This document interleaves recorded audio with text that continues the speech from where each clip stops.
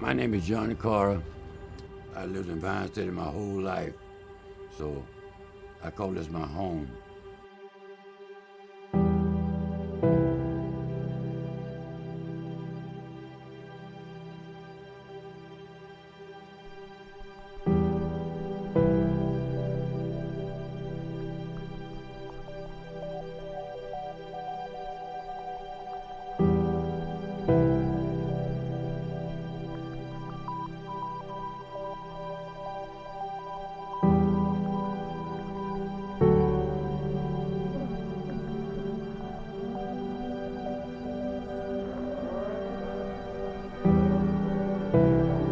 Vine City, over the years, has changed and evolved a lot over time. In the 50s, this was a primarily African-American community, kind of middle-class community. And in the 60s and 70s, it was a home for a lot of the civil rights leaders. Dr. King lived right on our street. Joseph Lowery lived in the community. But it was a vibrant community. And in the late 70s and early 80s, it began to kind of go downhill in a hurry. You can go down streets and 90% of the homes be vacant. Right outside of the local middle school, there is a duplex that has been burnt out since we've lived here for 5 years now, that you can play basketball on the playground, and right across the street, there's a brick building that is falling in on itself, and that's just the reality of what the landscape of the neighborhood looks like.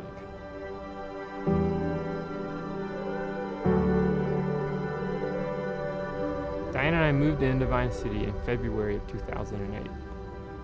Slowly, as people kind of got more of a taste of Vine City, they got more and more excited about what it would look like to be a part of the community. What we really wanted people to do was to be committed to the work here for the long term. Because the reality is that the issues that plague our community are long-term issues going back, decades. And so the solutions for these issues are going to be long-term solutions. So we love the idea of people relocating in and becoming part of the fabric of the community and calling this place home. What that does, that allows us to build trust in the neighborhood. Their streets become our streets. Their schools become our schools. The violence that happens at the parks becomes the violence that happens at our parks. And they know that we aren't here just to get something from them, but we're here because we love this neighborhood and we want to be a part of it. So when we talk about hope, we talk about revitalization of people, families, and the community as a whole. They know that that's not a hope that we're just casting onto somebody else's neighborhood, but it's a hope that we share for our community with the folks that call Vine City and Washington Park home.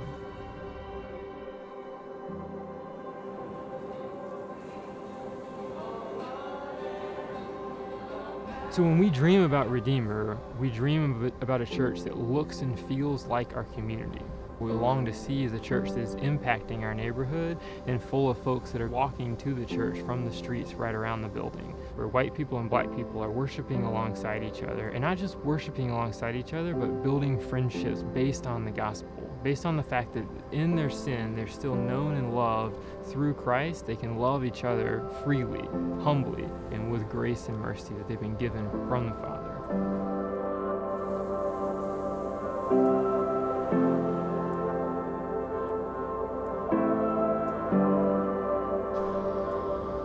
We're not here seeking to gentrify our community. The goal is not for this place to become prettier. The goal is not simply that it becomes more desirable, that more people relocate in.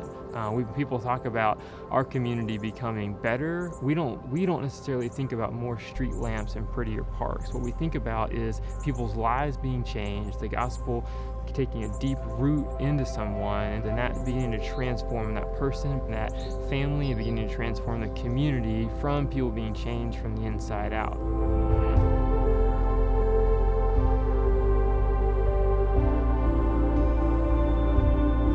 So the end result of us being here in 15 or 20 years is that the parks are prettier and the housing prices have doubled. We've failed in a lot of ways, and that's not the vision for Redeemer. The vision is that we would love our neighbors well and treat them with dignity, learn from them, share the gospel with them, and hopefully come alongside and worship Christ with them at the common ground that we find at the cross.